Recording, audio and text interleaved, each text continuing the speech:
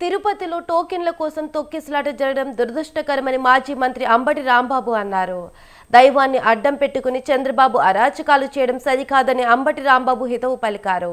DSP గోశాల డైరెక్టర్ను suspend చేసి చేతులు దులుపుకున్నారని విమర్శించారు. వైకుంఠ ఏకాదశి దర్శనానికి టోకెన్లు జారీ తిరుమల కొండ కింద చేయాలని చైర్మన్, ఈఓ, జేఈఓ నిర్ణయించారన్నారు. దీనివల్ల ఈ ఘటన జరిగిందని చంద్రబాబే చెప్పారని, వీరిపై ఎందుకు చర్యలు తీసుకోలేదని అంబటి రాంబాబు ప్రశ్నించారు. ఈ నలుగురు మీద యాక్షన్ తీసుకునేటటువంటి నైతికమైన హక్కు ఆయనకి లేదు. ఎందుకంటే ఈ నలుగురిని పంపించింది వీరందరి మీద నాయకులు ఎవరైతే అక్కడ పనిచేశారో వారందరి మీద కేసులు మ్యానుఫ్యాక్చర్ చేసి పెట్టే బాధ్యతనిచ్చి పంపిన తర్వాత వాళ్ళు తప్పు చేస్తే ఎలా శిక్షిస్తారండి? తప్పు చేశారని తెలిసినా కూడా శిక్షిస్తే అవి బయటకు వస్తాయి కదా.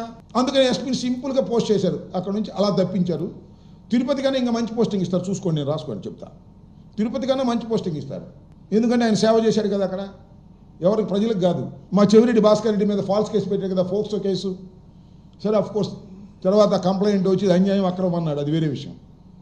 ఆ ఎస్పీ ఎంత దారుణంగా వ్యవహరించాడని చెప్పడానికి ఇది చిన్న ఉదాహరణ. ఈ విధంగా క్రైమ్స్ మ్యానుఫ్యాక్చర్ చేసి వైఎస్ఆర్ కాంగ్రెస్ పార్టీ నాయకుల మీద పెట్టాలనేటువంటి కుట్రలో భాగంగా ఈ నలుగురు అక్కడ చేశారు కాబట్టి వారి మీద యాక్షన్ తీసుకోవాలి. ఫైనల్గా చంద్రబాబు నాయుడు గారు ఆయన ప్రకటించింది ఏమిటంటే, ఇద్దరిని బాధ్యుల్ని చేస్తూ డిఎస్పీ రమణ కుమార్ అని ఒక డిఎస్పీని, గోశాల డైరెక్టర్ హరినాథ్ రెడ్డిని, వీళ్ళిద్దరిని ఈ సంఘటనకి బాధ్యులు అని చెప్పి ఇద్దరిని సస్పెండ్ చేశారు. చంద్రబాబు నాయుడు గారు తీసుకున్నటువంటి యాక్షన్ నేను ఆరోపిస్తున్న ఇది డ్రామా. కరెక్ట్ యాక్షన్ తీసుకోవడంలో చంద్రబాబు నాయుడు గారు తటపటాయిస్తున్నారు. చంద్రబాబు నాయుడు గారు వీరి మీద యాక్షన్ తీసుకోవాలనేటువంటి తలం పైనకి లేదు. వారే తప్పు చేశారని తెలుసు, ఎందుకంటే పాలసీ డెసిషన్